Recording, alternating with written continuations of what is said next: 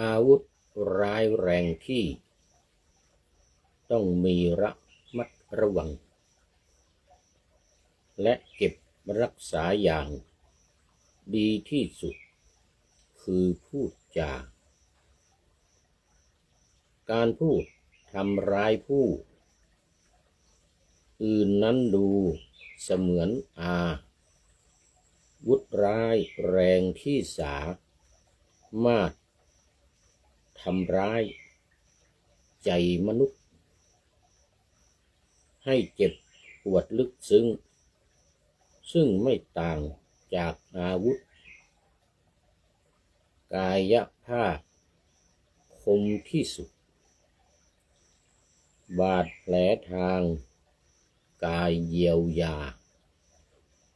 รักษาให้หายได้แต่ทางใจถูกวาจาแผลอาจฝังลึกกว่าในความจำตลอดไปการเก็บอาวุธนี้ให้ดีที่สุดคือให้มีสติก่อนพูดไปจะปลอดภัยตลอดกาลทำไมหนอคำพูดเป็นอาวุธที่ร้ายผลาญไม่มี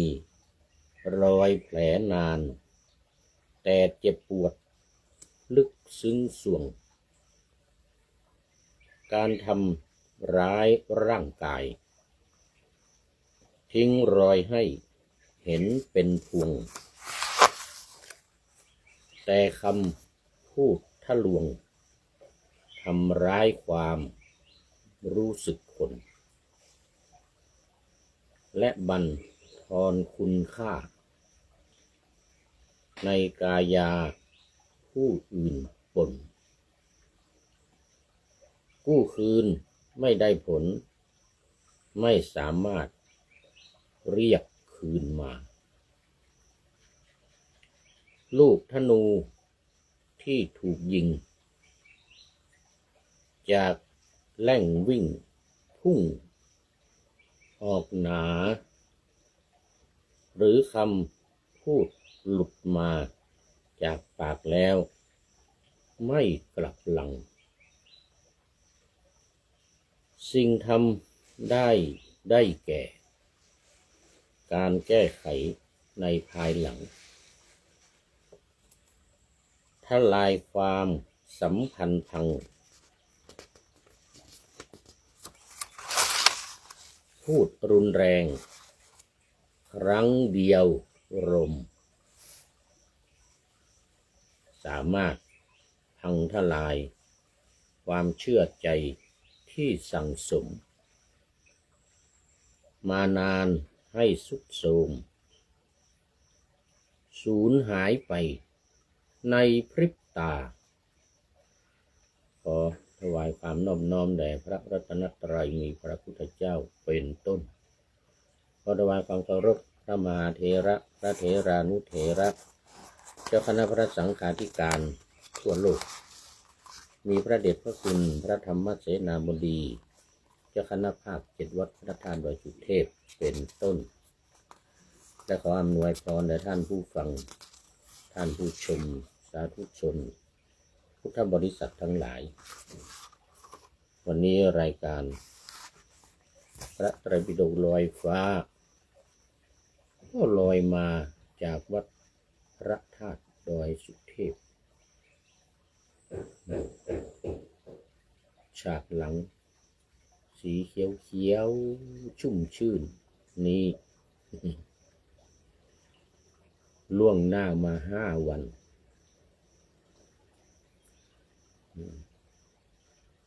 คือรายการนี้จะออก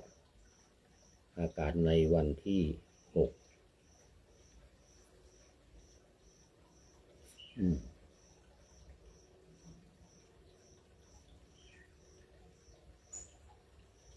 แต่ว่าวันนี้เป็นวันที่3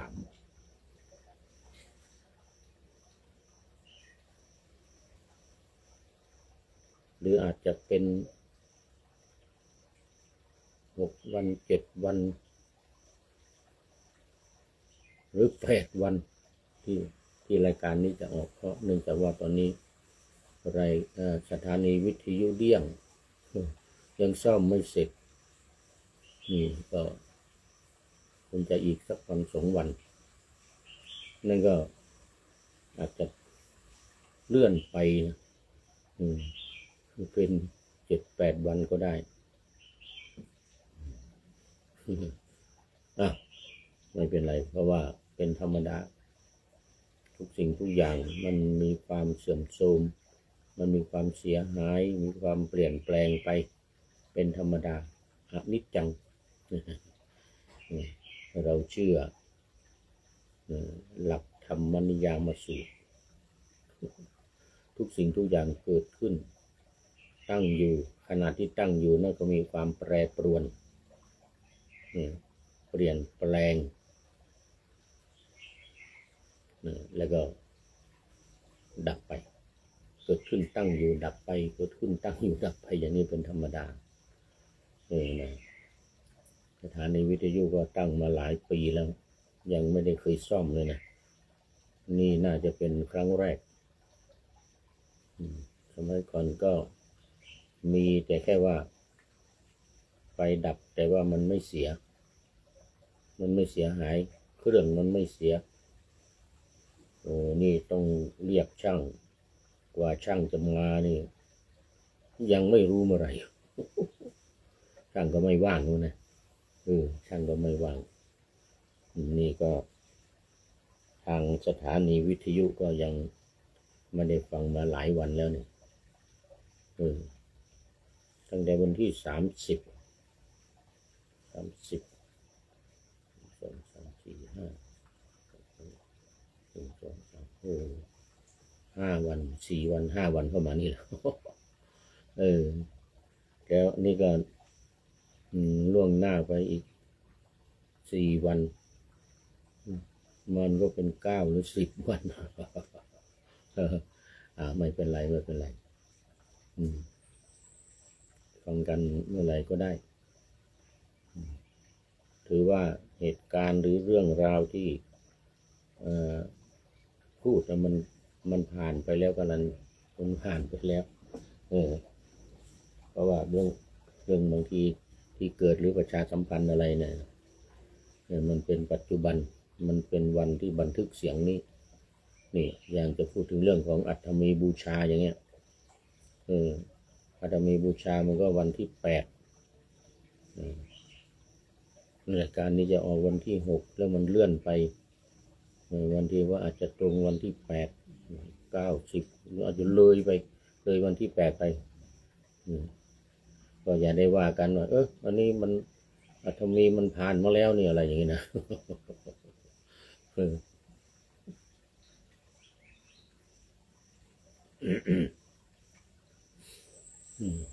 พราะมันเลื่อนแน่มันเลื่อนแน่แต่ไม่รู้เลื่อนไปกี่วันเอาสถานีว่าสถานีเสร็จกี่วันก็เลื่อนเท่านั้นเลยนะนี่สมมติว่ารายการนี้มันจะออกวันที่6เนี่ยสถานีเสร็จ5 วัน6 วันนี่มันก็กลายเป็น10 วันเลยเมื่อกลายเป็น10 วันไม่เป็นไรวันที่8อัฐมีบูชานี้ก็อย่าลืมเด้อญาติโยมทั้งหลายได้มาร่วมกันมีในตอนกลางวันที่8แล้วก็ปกติมันมีตั้งแต่วันที่1 ถึง 7นะแต่ว่าปีนี้ไม่มีก็จะไม่มีวันที่8แล้วก็วันที่7ตอนกลางคืนไม่แน่อันที่7ตอนกลางคืนแล้วก็วันที่8วันที่8นี้แน่นอนจะมีบูชาตอนนี้ขอต้อนรับพระเดชพระคุณหลวงพ่อสุทธิสงุมรำจากจังหวัดบุรีรัมย์มาพร้อมด้วยหัวใจใสๆสีชมพูวันเกิดหลวงพ่ออวยพรวันเกิดให้ผู้พูดโมทนาขอบคุณเป็นอย่างยิ่งแล้วหลวงพ่อก็เป็นอาทิกัลยาโนเลยทีนี้ เป็นผู้มีความงามในเบื้องต้นได้แก่ศีลเพราะว่าเข้ามาตอนนี้ปานาธรรมะกำลังจะเสร็จพอดีปานาธรรมะกำลังจะเสร็จพอดีครับหลวงพ่อ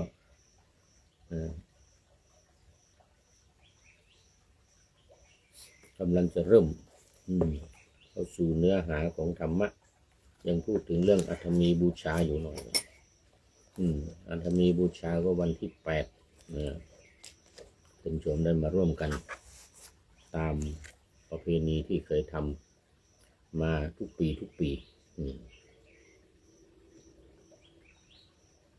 ท่านที่จะรับเป็นเจ้าภาพก็ติดต่อเข้ามาทางวัดติดต่อเข้ามาทางวัดได้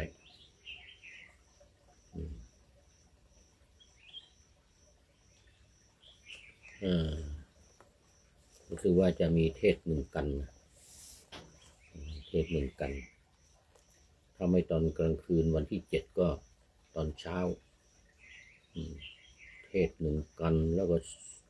สวดพุทธมนต์ธรรมนิยามสูตรนี่สิ่งทั้งหลายมีความเกิดขึ้นตั้งอยู่และดับไปนี่นะธรรมนิยามธรรมนิยามสูตรเอาละตอนนี้เข้ามาสู่เนื้อหาสาระของพระไตรปิฎกวันนี้ยังอยู่เล่มเดิม25ไตรปิฎกเล่มที่25เล่มแรกของขุททกนิกายมีอยู่9 เล่มเล่มที่25 ถึง 33นี่ต้องจำให้แม่นยำนะนี่นะญาติโยม25 ถึง 33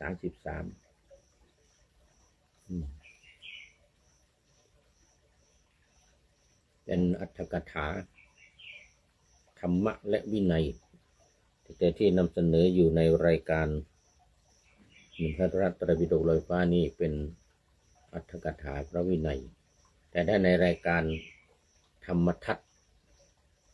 ธรรมทัศน์ตอนเช้านั่นเป็นอรรถกถาธรรมอรรถกถาเกี่ยวกับพระธรรมทั้งอภิธรรมทั้งธรรมะทั่วไปธรรมดาเนี่ยนะมีแก้ไขอธิบายใจความก็อยู่ในเล่มที่25นี้วันนี้อยู่ในตติยสมันตปาสาธิกาเล่มที่3สามมนเล่มที่3หน้าที่151หน้าที่151ข้อที่102ข้อที่102เรื่องหัตถฉินนาทิวัตถุกถาหัตถฉินนาทิวัตถุกถากล่าวว่าด้วยเรื่องการถูกตัดมือเป็นต้นหัตถฉินนาแปลว่าตัดฉินนาแปลว่าตัดหัตถะแปลว่ามือการถูกตัดมือเป็นต้นหรือเรื่องมือขาดเป็นต้นนอกจากมือมันจะมีเท้าอีกไงเท้าขาดหูแหว่งอย่างนี้เท้าขาดหูแหว่งมือก็ไม่ใช่มันได้หมายถึงว่าทั้งหมดบางทีแค่นิ้วนะนิ้วขาดไปนิ้ว1อย่างนี้นะก็ไม่ได้นะบวชไม่ได้ยิ่งข้อนี่ยิ่งขาดที่ข้อนี่หรือขาดที่ศอกนี่เดี๋ยวกุดนี้นะอันนี้ไม่ได้อันนี้บวชไม่ได้แต่มันมีรายละเอียดมีข้ออนุญาตอยู่เขาเรียกว่ามีทางหนีทีไล่มีทางหนีทีไล่ว่าเดี๋ยวคุณหลวงพ่อมีเหตุมีผลอยู่นะมีความจำเป็นบางทีบางอย่างก็น่าเห็นใจเอามาดูใจความพึงทราบวินิจฉัยในเรื่องคนมือด้วน เป็นต้นต่อไปนี่เขาเรียกมือด้วนนะนี่หัตถชินหามือด้วนหรือมือขาดมือด้วนหรือมือขาดหรือมือถูกตัดบางทีมันไม่ด้วนเองมันถูกตัดเช่นถูกเลื่อยบางทีมีบางคนทำงานในโรงงานเลื่อยจักรถูกเลื่อยตัดแขนขาด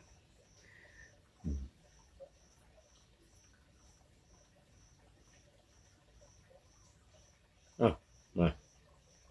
มือข้างเดียวหรือสองข้างของผู้ใดเป็นอวัยวะขาดไปที่ฝ่ามือก็ดีที่ข้อมือก็ดีที่ศอกก็ดี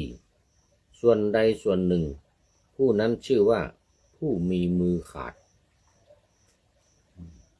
ผู้มีมือขาดคือมือด้วนเท้าข้างเดียวหรือทั้งสองข้างของผู้ใดเป็นอวัยวะขาดไปที่ปลายเท้าก็ดีข้อเท้าก็ดีที่แข้งก็ดีส่วนใดส่วนหนึ่งผู้นั้นชื่อว่าผู้มีเท้าขาดเท้าด้วนหรือขาก็ได้ขาด้วนทุกคนขาด้วนเดินปุ๊กเง็กหรือบางทีมันไม่ด้วนนะมันผิดปกติมันเอียงหรือว่ามันอะไรยังไงสักอย่างหนึ่งเนี่ยนะมันไม่สมประกอบมันไม่สมประกอบเวลาเดินแล้วมันปุ๊กเง็กมันไม่สวยไม่สง่าผ่าเผยบวชไม่ได้ไม่ให้บวชยกเว้นมีกรณียกเว้นในมือและเท้าทั้งสี่โดยประการดังกล่าวแล้วนั่นแลมือและเท้าของผู้ใดสองหรือสามหรือทั้งหมด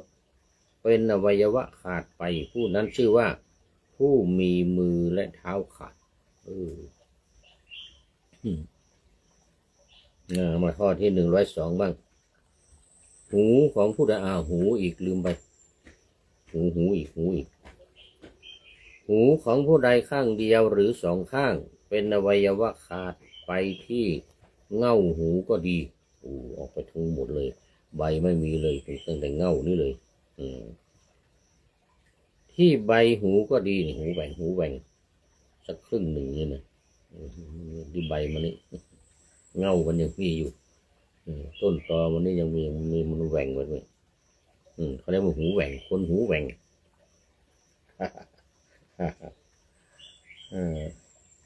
ผู้นั้นชื่อว่าผู้มีหูขาดหูด้วนนี่ใครว่าหรือเปล่า หูด้วนน่าจะไม่มีหรอกว่าไม่มีใครว่าเนาะมีแต่หูขาดหูแหว่งเนี่ยเนาะหูด้วนนี่ไม่มีแต่หูของผู้ใดย่อมฉีกที่ตุ้มแห่งหูมันฉีกนี่ตุ้มนี่มันฉีกเนี่ยไม่เป็นไรแต่เป็นอวัยวะที่อาจต่อให้ติดกันได้ผู้นั้นพึงให้ต่อหูให้ติดแล้วจึงให้บวชสมมติว่ามันฉีกเนี่ยไอ้ตุ้มมันนี่นะมันฉีกจะต่อได้หรือไม่ถ้าต่อได้ก็ต่อให้ดีก่อนถ้ามันต่อไม่ได้มันแหว่งอยู่อย่างเงี้ยไม่ได้บวชไม่ได้นะจมูกของผู้ใดนี่จมูกอีกลืมไปเมื่อกี้นี่ไม่ได้พูดจมูกของผู้ใดเป็นอวัยวะแหว่งวิ่นไปที่ดั้งจมูกก็ดีที่ช่องจมูกก็ดีข้างเดียวก็ดีช่องจมูกทั้งสองก็ดีส่วนใดส่วนหนึ่งผู้นั้นชื่อว่าผู้มีจมูกแหว่งจมูกแหว่งนี่ไม่ใช่ว่าจะเสียเฉพาะบุคลิกลักษณะอย่างเดียวนะพูดก็ไม่ชัดเองนะจมูกแหว่งเสียงมันจะออกเลยเนี่ย เอาอย่างนี้นะ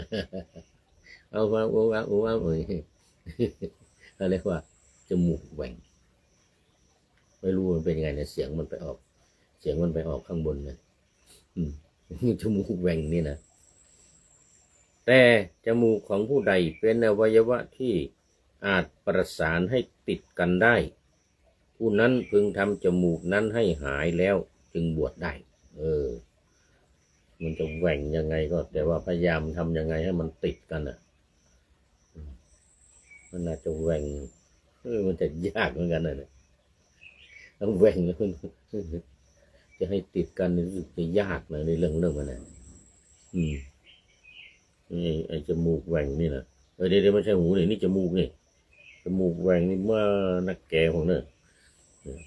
เป็นอวัยวะที่อาจประสานกันได้ให้ติดกันได้คนนั้นพึงทำจมูกนั้นให้หายก่อนบางคนมันแหว่งไปเนี่ยแบ่งครึ่งหนึ่งขึ้นมาเนี่ยแบ่งทั้งนี้ไม่มีเนี่ยแต่ทั้งนี้มีอยู่เนี่ยเวลาพูดเสียงมันออกเนี่ยงงเลยบุคคลที่ชื่อว่าผู้มีหูและจมูกแหว่งพึงทราบด้วยอำนาจแห่งอวัยวะทั้งสองต้องดูเอาอวัยวะทั้งหูทั้งจมูกเป็นหลักมีปากแหว่งดูปากแหว่งมีหรือเปล่าเนี่ยนิ้วของผู้ใดเอานิ้วก่อนเอานิ้วของผู้ใดนิ้วเดียวหรือหลายนิ้วเป็นอวัยวะขาดไปไม่เห็นมีเล็บเหลือผู้นั้นชื่อว่าผู้มีเล็บด้วนนี่มีด้วนนี่เล็บด้วนแต่เล็บที่เหลือของผู้ใดแม้ประมาณเท่าเส้นได้ยังปรากฏจะให้ผู้นั้นบวชควรอยู่นี่นะหมายถึงว่า10 นิ้วเนี่ย10 นิ้วเนี่ยมันด้วนไปเล็บหนึ่งไม่มีเลยไม่เห็นเลยมันด้วนไปไม่เห็นเล็บเลยแต่อื่นๆเนี่ยยังมีอยู่หรืออาจจะด้วนแต่ว่ามันยังมีอยู่เหลือนิดนึงยกเว้นอันนี้นะสมมติว่านิ้วโป้งขวานี่นิ้วโป้งข้างขวานี่ไม่มีเล็บไม่เห็นเล็บเลยด้วนไปหมดเลยนี่นะแต่ไอ้ที่เหลือเนี่ยมันยังพอเห็นอยู่เท่าเส้นได้นะสมมติว่าเอาเส้นได้มาวางมันยังมีเล็บอยู่เท่าเส้นได้นะบวชได้พูดง่ายๆก็คือมือด้วนนิ้วเดียวบวชได้พูดง่ายๆแบบนั้นก็ได้อื่นๆนิ้วที่2 3 4ที่มันเหลือแค่เส้นได้ยังบวชได้เลยแค่เส้นได้มาพาดนี่นะมันมีอยู่แต่ถ้ามันมี2 อันขึ้นไปแล้วก็ไม่ได้นะอันเดียวเนี่ยถ้าด้วนไป2 อันอย่างนี้นะเล็บไม่เห็นเล็บที่ไม่เห็นนี่ไม่ได้แล้วเอาดูเล็บบ้างนะดูเล็บบ้างในหัวแม่มือหัวแม่เท้าทั้ง4 นิ้วมาถึงนิ้วโป้งนะนิ้วโป้งมือนิ้วโป้งเท้าทั้ง4 นิ้วก็ไปคันจมูกทั้ง4 นิ้วเป็นอวัยวะขาดไปไม่เห็นมีเดี๋ยวก่อนหัวแม่มือและหัวแม่เท้าของผู้ใดนิ้วเดียวหรือหลายนิ้วเป็นอวัยวะขาดไปตามนัยยะที่กล่าวแล้วในนิ้วผู้นั้นชื่อว่าผู้มีง่ามมือง่ามเท้าขาดเนี่ยอะไรว่ามีง่ามมือง่ามเท้าขาดอย่างนี้ก็บวชไม่ได้เอ็นใหญ่ที่ชื่อว่า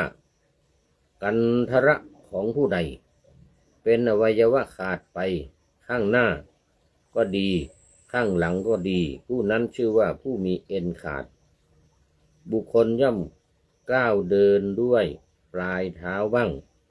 ด้วยส้นเท้าบ้างหรือไม่อาจยันเท้าลงตรงได้ก็เพราะว่าในเอ็นใหญ่เหล่านั้นแม้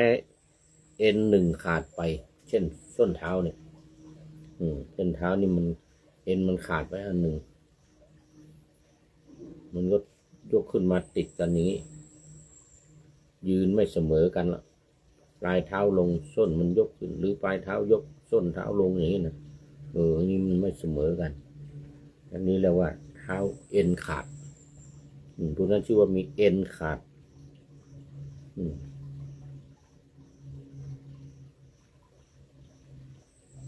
บุคคลย่อมก้าวเดินด้วยปลายเท้าบ้างส้นเท้าบ้างหรือไม่อาจยันเท้าลงตรงๆได้ก็เพราะในเอ็นใหญ่เหล่านั้น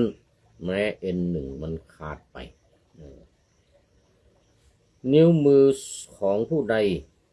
เป็นของติดกันเหมือนปีกค้างคาวผู้นั้นชื่อว่าผู้มีมือเป็นแผ่นมันไม่เป็นนิ้วมันติดกันเหมือนปีกค้างคาว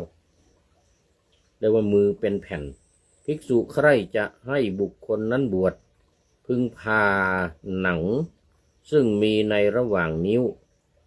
เอาหนังในระหว่างออกทั้งหมดรักษาหายแล้วจึงให้บวชถ้าเป็นฝ่านี่เหมือนกับอย่างนี้นะบวชไม่ได้นะต้องพาอย่างนี้ให้เป็น4 อันแล้วให้มันหายดีก่อนให้มันหายดีบวชได้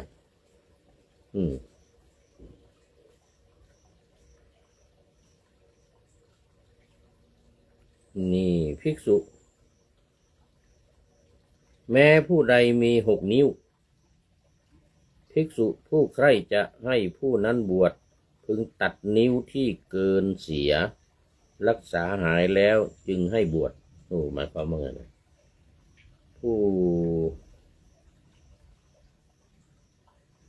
ภิกษุผู้ใคร่จะให้บุคคลนั้นบวชพึงผ่าซึ่งมีในระหว่างนิ้วนะทั้งหมดรักษาหายได้ทุกผู้ใดมี6 นิ้วมันไม่ถึง10มันมีแค่6ก็ต้องผ่าอะไรไอ้ที่มันเหลือเนี่ยต้องผ่าให้มันเป็น10ให้มันเป็น10 นิ้ว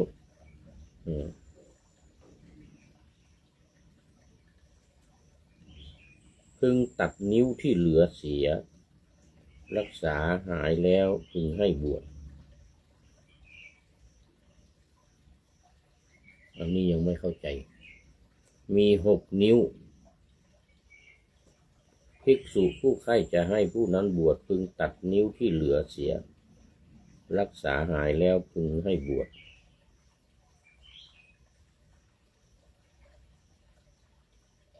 อันนี้งง หลวงพ่อสุทธิ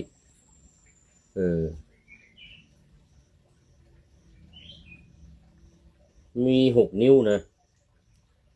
ทั้งหมดจะมี6 นิ้วภิกษุใดใคร่จะให้ผู้นั้นบวชพึงตัดนิ้วที่เหลือเสียตัดนิ้วที่เหลือรักษาหายแล้วจึงให้บวชอันนี้จะต้องไปศึกษาสอบสวนทวนถาม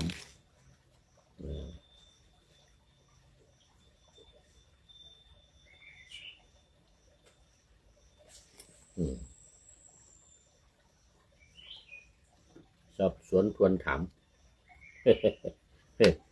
ต้องสอบสวนทวนถามแล้วงงมีเหมือนกันนะมันงงนี่นะดูก่อนดูเวลาก่อน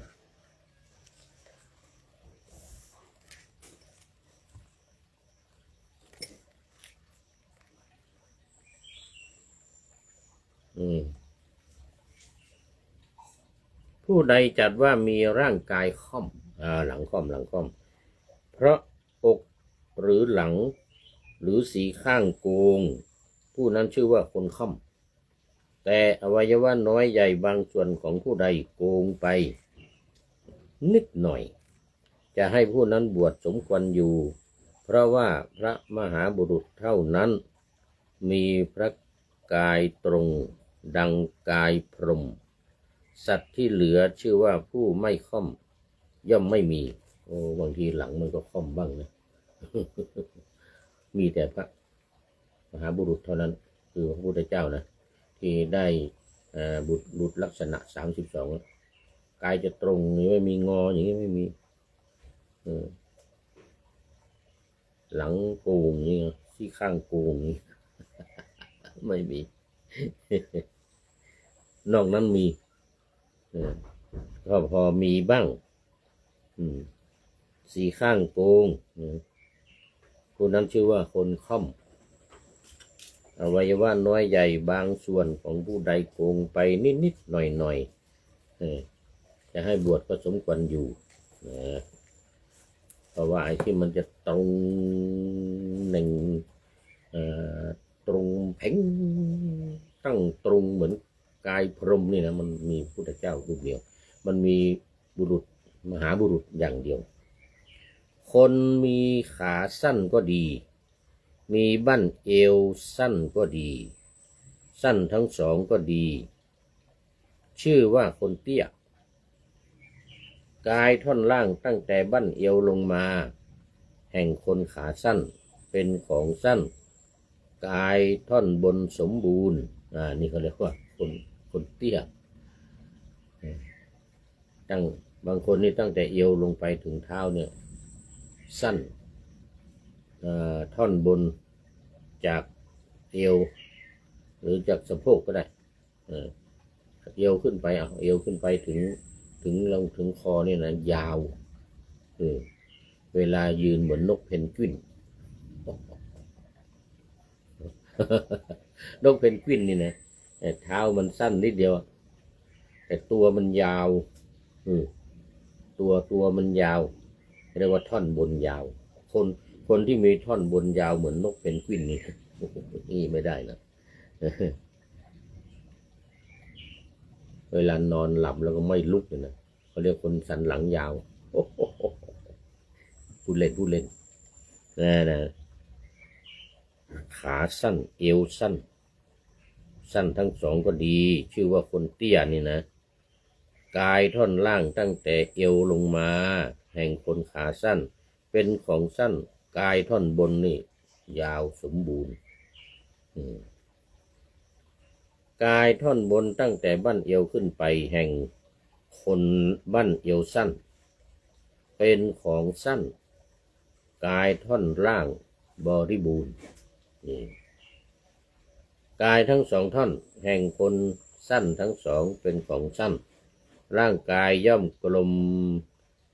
รอบคล้ายหม้อมีกับพุ้งใหญ่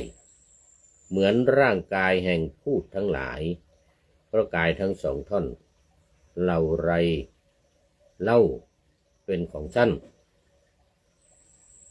จะให้ชนแม้นทั้งสามชนิดนั้นบวชย่อมไม่ควรแบบนกเพนกวินนี่ก็ไม่ให้บวชนะหรือไอ้ข้างบนสั้นข้างล่างสมบูรณ์ตั้งแต่เอวลงไปเนี่ยสมบูรณ์แต่มาท่อนบนเนี่ยมันสั้นบวชไม่ได้ท่อนบนขึ้นมาถึงคอเนี่ยอย่างนี้ไม่ได้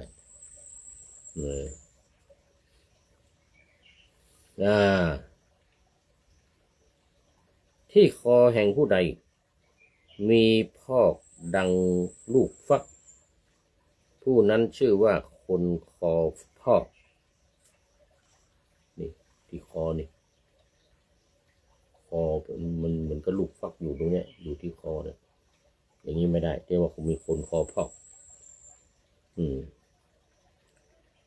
และคำนี้สักว่าแสดงแต่เมื่อมีพอกที่ประเทศอันใดอันหนึ่งก็ไม่ควรให้บวชเหมือนกันนี่นอกจากคอไปอยู่ที่ไหล่ไปอยู่ที่แขนไปอยู่ที่ขาหรือไปอยู่ที่เอวที่ท้องอะไรก็ตามมองเห็นอยู่อย่างนี้นะอย่างนี้ไม่ควรบวชไม่ได้ไม่ควรไม่ควรให้บวชวินิจฉัยในคำว่าพละคันธีนั้นพึงทราบตามนัยยะที่กล่าวแล้วในคำว่าณภิกขเวปัญจหิอาพาเทหิพุทโธปภาเชตโพนั่นแลหมายความว่าดูก่อนภิกษุทั้งหลายบุคคลผู้ถูกอาพาธ5 อย่างถูกต้องปภาเชตโพ ณปภาเชตโพไม่พึงให้บวชหมายถึงอาพาธทั้งอาพาธอย่างเนี่ยกุฏถังคันโทกิลาโสโสโสอัปปมาโลเนี่ย5 อย่างเนี่ยกุฏถังก็เป็นขี้ทูดเป็นต้นนี่ที่ว่ามาแล้วปัญจหิอาพาเทหิอาพาธทั้ง5 อย่างชนิดชนิดคำใดที่จะพึงกล่าวในคนที่รอยแผลเป็นคนถูกเฆี่ยนด้วยหวายและคนถูกเขียนไว้สักเขียนไว้คำนั้นข้าพเจ้าได้กล่าวแล้วในข้อทั้งหลายมีข้อว่าณภิกขเวลักขณาหัตโตเป็นต้นนั่นแลนี่ว่าไปแล้วนะนี่ว่าไปแล้วคนมีมือเท้าเป็นตุ้มท่านเรียกว่าคนตีนปุกเท้านี่เป็นตุ่มเป็นปุกเท้าของผู้ใดอูมเกิดขึ้นเป็นตุ่มแข็งผู้นั้นไม่ควรให้บวชนะข้อเท้าก็ดีหรือฝ่าเท้าหรือที่เท้านะเป็นตุ่มขึ้นมานี่นะแต่เท้าของผู้ใดยังไม่ทันจับแข็งเป็นของที่อาจผูกเครื่องรัดแช่ไว้ในหลุมนั้นกลบด้วยทรายเปียกน้ำให้เต็มให้เหี่ยวยุบลงจนเส้นเอ็นปรากฏและข้างและแข้งเป็นเหมือนกระบอกน้ำมันจะทำเท้าของผู้นั้นให้เป็นเช่นนี้แล้วให้บวชก็ควรอยู่อันนี้ยังพอสมควรนี่นะถ้าตุ่มนั้นเคืองขึ้นอีกแม้เมื่อจะให้อุปสมบทพึงทำอย่างนั้นจึงให้อุปสมบทคือต้องเอาไปกลบทรายเปียกน้ำให้เต็มแล้วก็ให้มันเหี่ยวให้มันยุบลงจนเห็นเส้นเอ็นปรากฏไอ้ที่ตุ่มนั่นนะตุ่มหรือตุ่มที่มันเกิดขึ้นนั่นนะ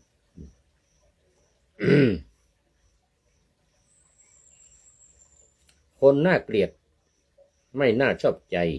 มีความเดือดร้อนเป็นนิดมีโรคที่รักษาไม่หายด้วยโรคชนิดใดชนิดหนึ่งในบรรดาโรคฤทธิ์สีดวงงอกฤทธิ์สีดวงลำไส้โรคดีโรคเสมหะโรคไอโรคหืดเป็นต้นชื่อว่าคงมีโรคเป็นผลแห่งบาปแม้บุคคลนี้ก็ไม่ควรให้บวชเป็นฤทธิ์สีดวงเป็นโรคชนิดใดชนิดหนึ่งฤทธิ์สีดวงลำไส้โรคดีโรคเสมหะโรคไอโรคหืดเป็นต้นชื่อว่าคนมีโรคเป็นผลแห่งบาปแม้บุคคลนี้ก็ไม่ควรให้บวชยกเว้นเป็นหวัดเป็นไอบางครั้งบางคราวอันนี้ไม่เป็นไรแต่อย่างผู้พูดนี้เป็นหวัดมันหลายเดือนนะนี่หวัดยุโรปตอนนี้ยังไม่ได้เข้าโบสถ์ไม่ได้เข้าไปฟังปาฏิโมกข์เพราะมันไปนั่งใกล้หลวงพ่อเกิดว่าเป็นหวัดเข้าโรงพยาบาลเนี่ยโทษเราอีกตอนนี้หวัดมันยังไม่หายดีมาแล้วเนี่ย6-7 เดือนแล้วนะเนี่ยมันก็เหมือนกับครั้งก่อนนู้นเนี่ยนะครั้งก่อนโน้นครั้งแรกเลยนะที่เอาหวัดมาติดกับพระเดชพระคุณหลวงพ่อนะต้องเข้าโรงพยาบาลไปหลายวันเลยนะ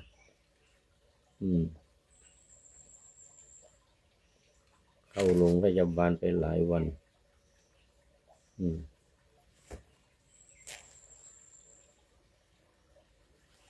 ยาวละทีนี้ก็มาผู้ใดย่อมประทุษร้ายบริษัทเพราะความที่ตนมีรูปแปลกผู้นั้นชื่อปริสะภูสกะคือเป็นคนสูงเกินไปมีนาภีประเทศแค่ศีรษะของคนเหล่าอื่นบ้าง คนมันสูงเกินไปไอ้สะดือนี่อยู่หัวคนอื่นบางคน สูงมากเขาเรียกว่าปริสักทูสกัดเตี้ยเกินไปดังรูปแห่งพูดเหมือนกับผีนะเตี้ยทั้งสองท่อนบ้างดำเกินไปคล้ายตอไม้ที่นาถูกไฟไหม้บ้างขาวเกินไปมีสีคล้ายบาททองแดงที่ขัดด้วยนมส้มและเปรียงเป็นต้นบ้างอันนี้ขาวเกินไปก็ไม่ได้อีกนะผอมเกินไปมีเนื้อและเลือดน้อยประหนึ่งร่างกายซึ่งมีแต่กระดูกเอ็นและหนังบ้างอ้วนเกินไปมีเนื้อตั้งหาบมีพุงพลุยเช่นกับมหาพูดบ้างผีตัวใหญ่มีศีรษะใหญ่เกินไปเหมือนวางกระเช้าไว้บนศีรษะบ้างมีศีรษะหลิมเกินไปเป็นหัวหลิมหัวมันแหลมลงไปหัวหลิมเกินไปคือประกอบด้วยศีรษะเล็กนะไม่สมตัวบ้างมีศีรษะเป็นลอนๆคือประกอบด้วยศีรษะเช่นกับทลายแห่งผลตาลบ้างเหมือนลูกตาลนะมีศีรษะเรียวแหลมหรือประกอบด้วยศีรษะอันสอบขึ้นไปโดยลำดับบ้างเป็นขั้นขึ้นไปอย่างนี้นะมีศีรษะดังลำไผ่คือมันเป็นกระบอกศีรษะนี่เป็นเหมือนก็เป็นกระบอกมันกลมๆเป็นกระบอกขึ้นมาอย่างนี้คือประกอบด้วยศีรษะเช่นกับปล้องไม้ไผ่อย่างเคืองบ้างถ้าไม้ไผ่เหมือนกับปล้องไม้ไผ่ศีรษะเหมือนปล้องไม้ไผ่อย่างเคืองก็ไม่ได้มีศีรษะเป็นง่ามบ้างมีศีรษะเป็นเงื้อมบ้างคือประกอบด้วยศีรษะอันงุ้มลงไปทั้งข้างทั้งสี่ข้างไปข้างข้างนี้ข้างหน้าข้างหลังก็ได้นะข้างหนึ่งใดข้างหนึ่งบ้างมีศีรษะเป็นแผลบ้าง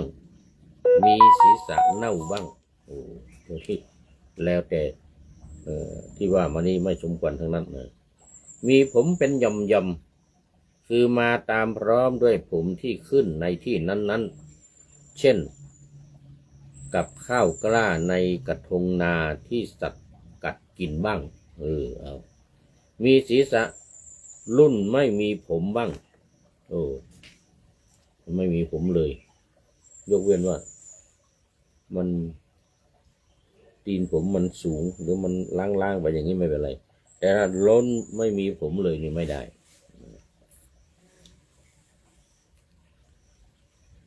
มีผมหยาบแข็งคือมาตามพร้อมด้วยผมเช่นกับแปรงตาลบ้างมีผมขาวด้วยผมอันงอกแต่กำเนิดบ้าง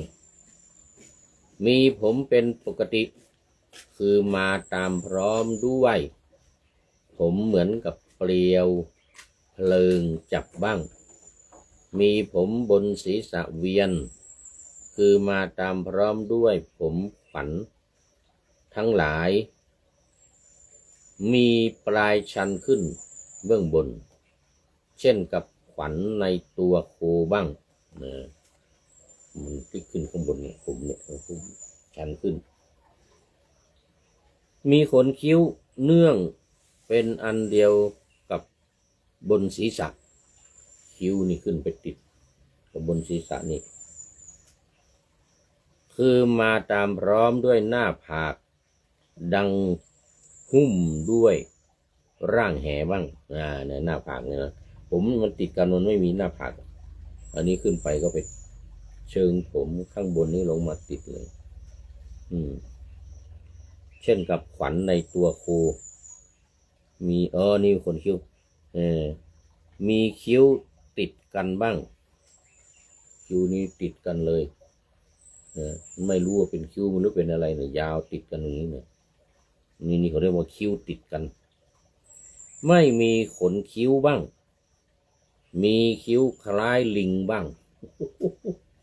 ขนคิ้วก็ไม่มีแล้วคิ้วเหมือนกับคิ้วลิงอย่างนี้ไม่ได้นะต่อไปข้อ105มีตาใหญ่เกินไปบ้างโอ้ตาใหญ่เกินไปก็ไม่ได้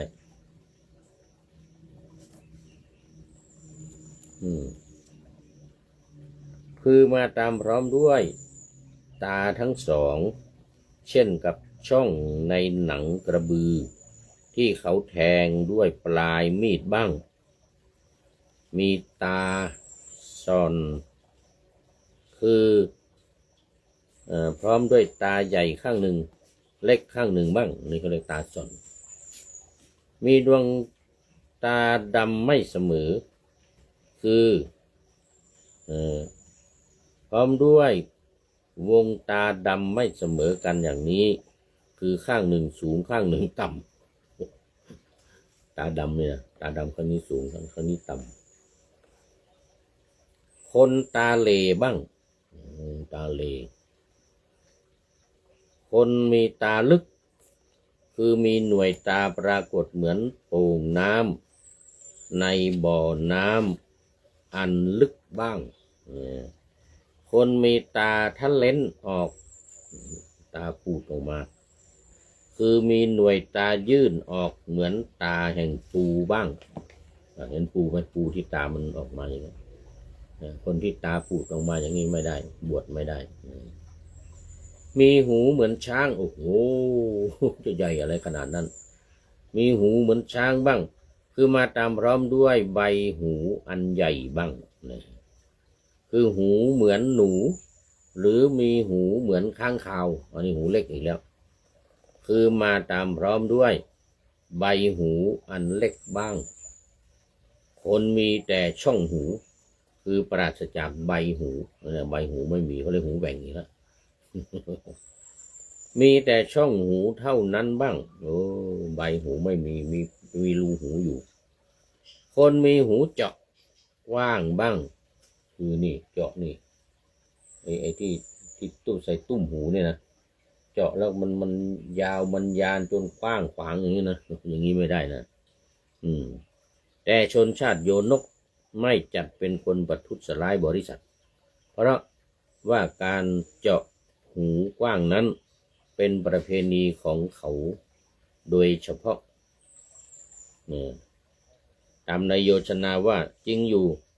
หูเช่นนั้นเป็นสภาพโดยเฉพาะของชนชาติโยนกนั้น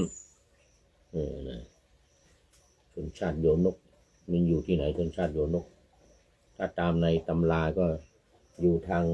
ทิศตะวันตกของประเทศอินเดียได้แก่หมู่ที่อยู่ในอ่าวเปอร์เซียทั้งหลายเนี่ยเอเชียตะวันออกกลางแล้วกันอันนี้เขาเรียกว่าเมืองโยนกเมืองโยนกมาในละเมืองโยนกเป็นประเพณีของเขาโดยเฉพาะคนเป็นโรคฤทธิ์สีดวงในหูฤทธิ์สีดวงในหูคือพร้อมด้วยหูอันเน่าเป็นนิดบ้าง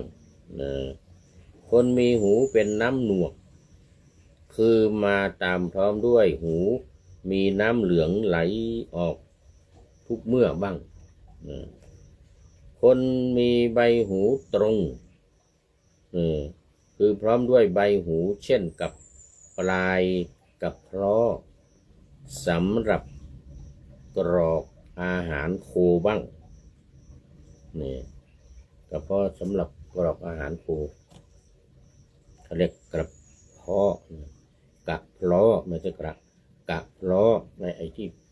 เอาไม้มาเป็นกระบอกแล้วก็ตัดครึ่งแล้วก็ตัดให้มันแหลมไปอย่างเงี้ยแล้วก็ใส่เข้าไปในปากโคใส่อาหารใส่น้ำใส่อะไรเข้าไปแต่อย่าให้มันคมนะเพราะงั้นมันจะบาดลิ้นมัน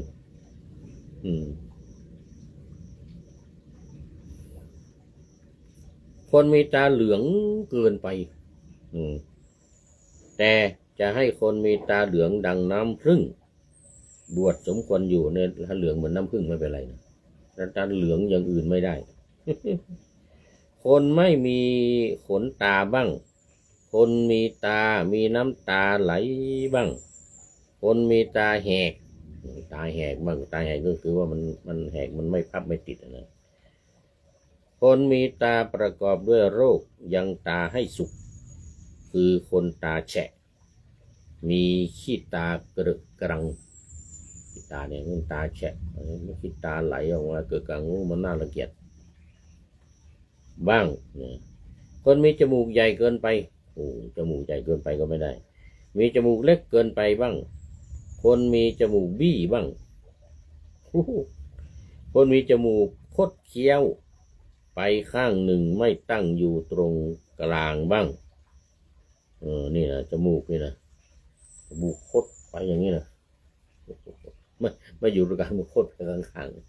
ๆคนมีจมูกคดเบี้ยวไปข้างหนึ่งไม่ตั้งอยู่ตรงกลางบ้างคนมีจมูกยาวคือพร้อมด้วยจมูกดังสุกรเหมือนกับปากหมูยาวไปอย่างนี้ซึ่งอาจ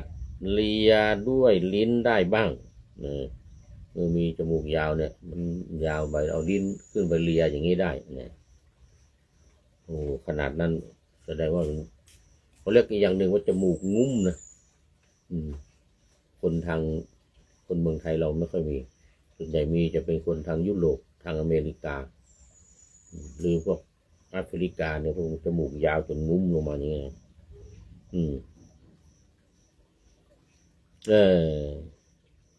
คือพร้อมด้วยใบหูเช่นกับปลายเดี๋ยวคนที่ตาแฉะมีหูใหญ่คนมีหูยาวคือพร้อมด้วยหูดังสุกรจมูกดังสุกร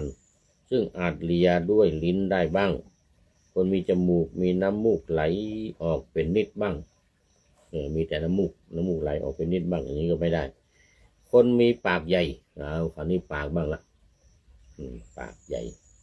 คือมีเขาแห่งปากเท่านั้นใหญ่เหมือนปากแห่งกบปากกว้างเหมือนกบปากกว้างนะลองนึกดูสภาพกบตัวใหญ่ที่มันปากกว้างอย่างนี้นะส่วนหน้าเล็กนัก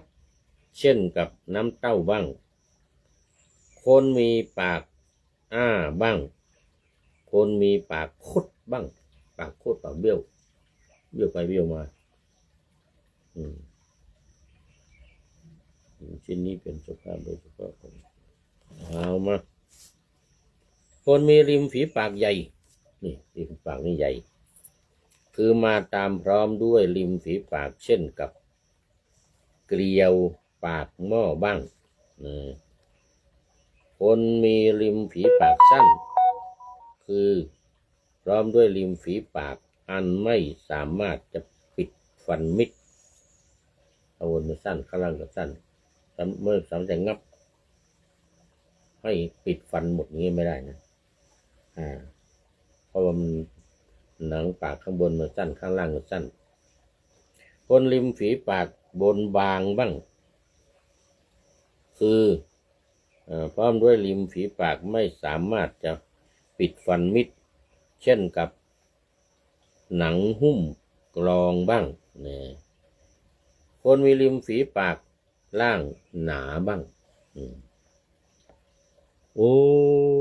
มันไม่ได้ดูตอนนี้จะหมดเวลาเนี่ยโยมเปรมใจมาแล้วจะเป็นอะไรนี่นี่เป็นปริโยสานะกัลยาณีเป็นผู้ที่มีความงามใน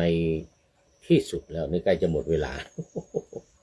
แล้วก็ประพัสโลภิกขุกราบนมัสการครับท่านพระอาจารย์นะประพัสโลภิกขุแล้วเมื่อคืนก็เข้าไปดูโปรไฟล์นะประพัสโลเชียงใหม่ด้วยลืมไปซะแล้ว โอ้ขอไปเข้าไปดูโปรไฟล์แล้วดูจะอยู่เชียงใหม่เลยนะโอ้เป็นปริโยสานกัลยาโนครับ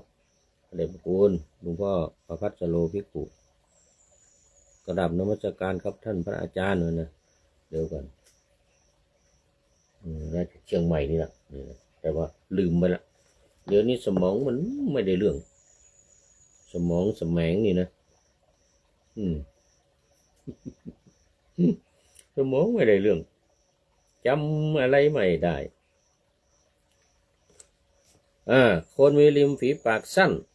คือมาพร้อมด้วยริมฝีปากอันไม่สามารถจะปิดฟันมิดว่าไปแล้วเมื่อกี้นี้เช่นกับหนังหุ้มกรองบ้างคนมีริมฝีปากล่างหนาบ้างคนมีริมฝีปากบนข้างบนเนี่ยบางคนมีริมฝีปากล่างบางบ้างคนมีริมฝีปากบนหนาบ้างคนมีริมฝีปากแหว่งบ้างปากแหว่งเมื่อกี้ลืมว่าไปปากแหว่งนะพระแหว่งจมูกแหว่งปากแหว่งมีปากแหว่งคนมีปากมีน้ำลายไหลเสมอบ้าง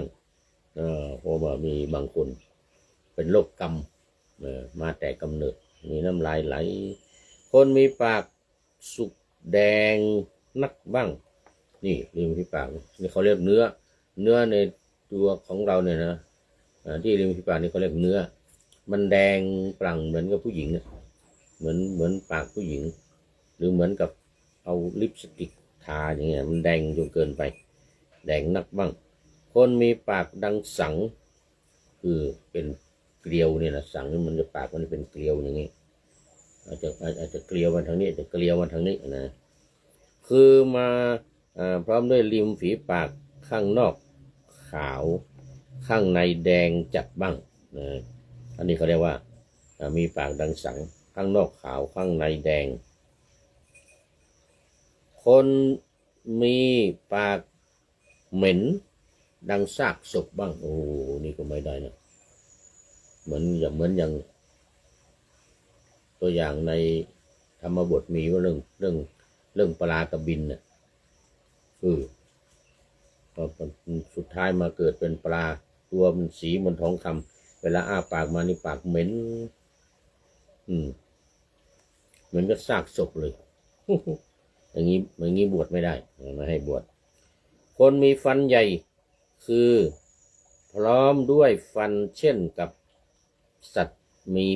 8 ซี่บ้างสัตว์เนี่ยจะมีฟัน8 ซี่เพราะนั้น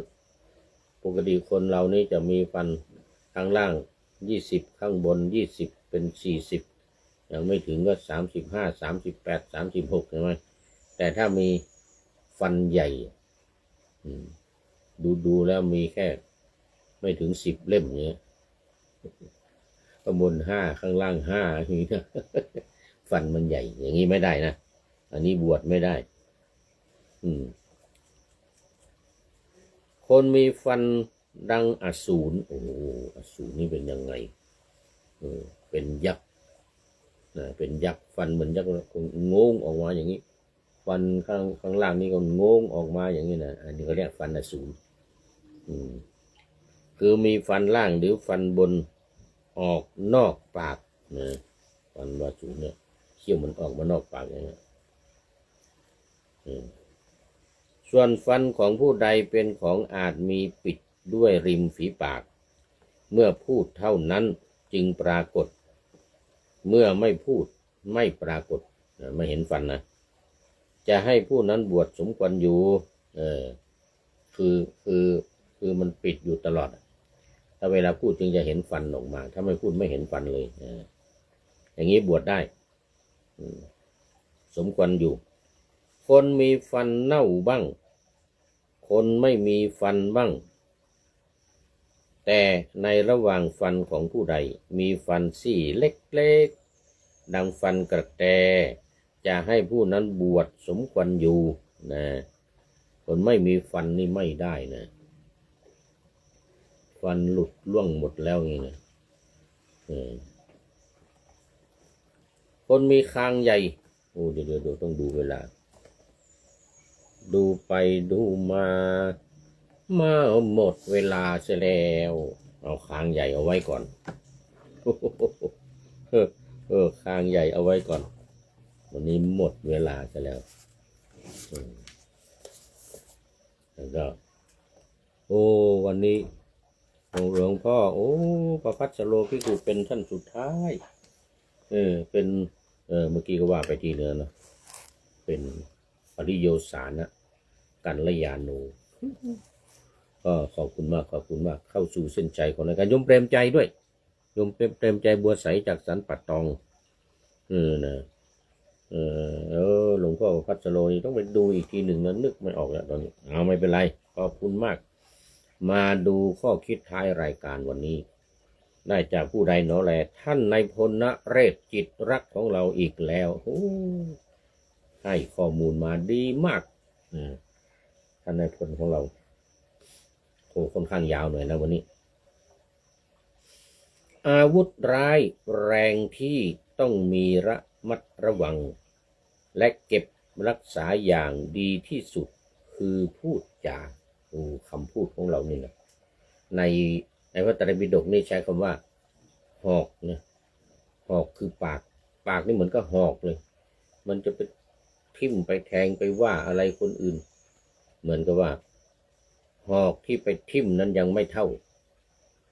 กับปากที่ไปเสียดสีไปว่าไปด่าโอ้สวัสดีครับหลวงพ่อ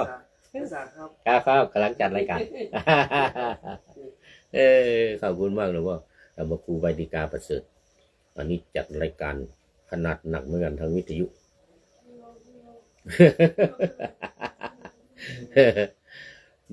บางวันก็ขอพูดนี้ไปแทนถ้าเป็นวันพระนะตอนเช้า9 โมงถึง 10 โมงวันพระที่แล้วลืมรับปากไว้แล้วมัวอยู่บนวิหารไม่ได้ไปจัดอาวุธร้ายแรงที่ต้องมีระมัดระวังและเก็บรักษาอย่างดีที่สุดคือพูดจาคำพูดนี่แหละการพูดทำร้ายผู้อื่นนั้นดูเสมือนอา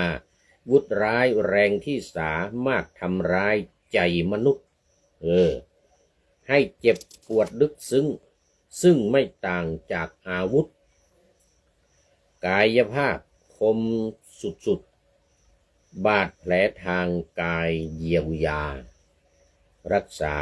ให้หายได้นะบาดแผลทางกายนี้รักษาให้หายได้นะแต่ทางใจถูกวาจาแผลอาจฝังลึกกว่าในความจำตลอดไปบางทีถูกด่าถูกว่าหรือถูกเสียดสีกันแนะกันแหนเนี่ยนะเยาะเย้ยถากถางนะคำพูดส่อเสียดพูดคำหยาบพูดเพ้อเจ้ออันนี้ห้ามเด็ดขาดการเก็บอาวุธนี้ให้ดีที่สุดคือให้มีสติก่อนพูดไปจะปลอดภัยตลอดกาลมาหาสติแล้วมาหาธรรมะสติมาปัญญาเกิดสติเตลิดก็จะเกิดปัญหาแล้วนี่มีสติเป็นอันนี้ครับมีสติก่อนพูดไปจะปลอดภัยตลอดกาลทำไมหนอคำพูดเป็นอาวุธที่ร้ายผลาญหนึ่งข้อเหตุนะสาเหตุคือหนึ่งไม่มีรอยแผลนานแต่เจ็บปวดลึกซึ้งสวงเจ็บปวดมันลึกไปในสวงการทำร้ายร่างกายทิ้งรอยให้เห็นเป็นพวงทำร้ายร่างกายเนี่ยเราเห็นแผลนะแผลเป็นนะทิ้งรอยแผลไว้ให้ดูได้แต่คำพูดทะลวงทำร้ายความรู้สึกคนและบั่นทอนคุณค่าในกายาผู้อื่นปนอันนี้คือเพราะเหตุใดเพราะว่ามันจึงร้ายกาจเพราะเหตุนี้นะมันทะลุทะลวงเข้าไปถึงในใจกระดูกดำเลยทีเดียวมันจำได้แม่นย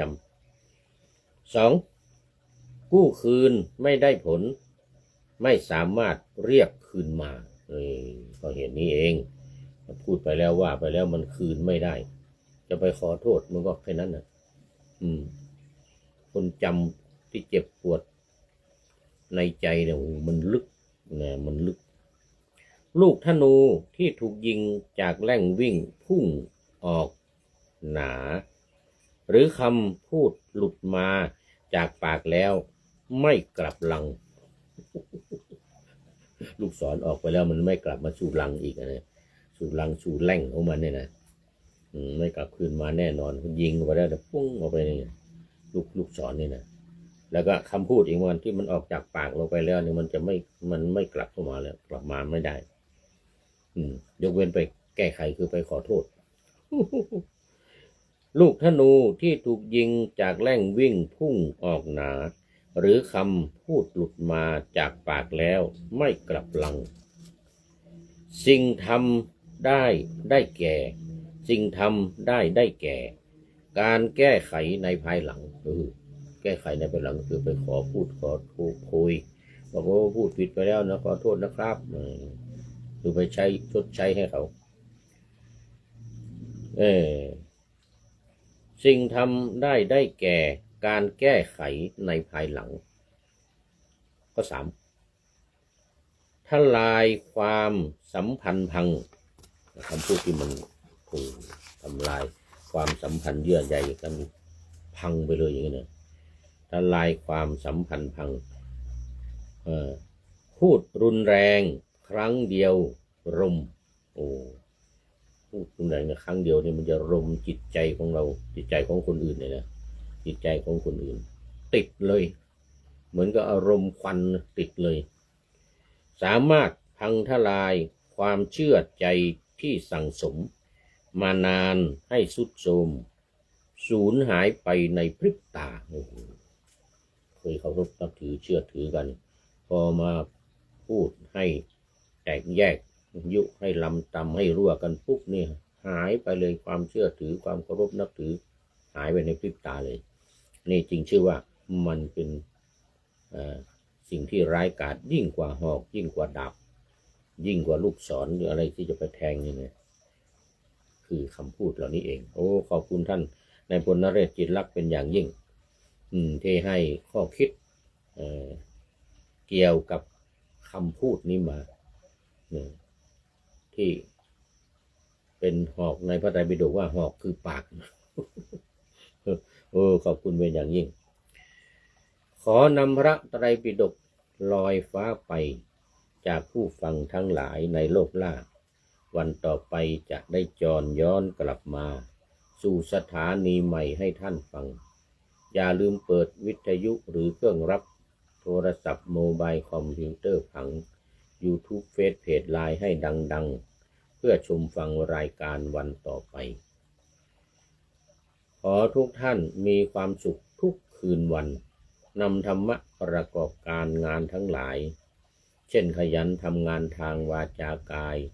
ใจขวนขวายกิจการงานนานาบำเพ็ญสาธารณประโยชน์เว้นสิ่งที่มีโทษโหดเยี่ยงสาประกอบแต่กรรมดีมีราคาแสวงหาเงินทองครองใจคนเสียสละพละทรัพย์นับมากน้อยไม่ให้ล้านก็ให้ร้อยไม่ด้อยผลเอื้อคนรวยช่วยคนยากฝากคนจนให้ทุกคนเท่ากันมาตรฐานเดียวขอเจริญพร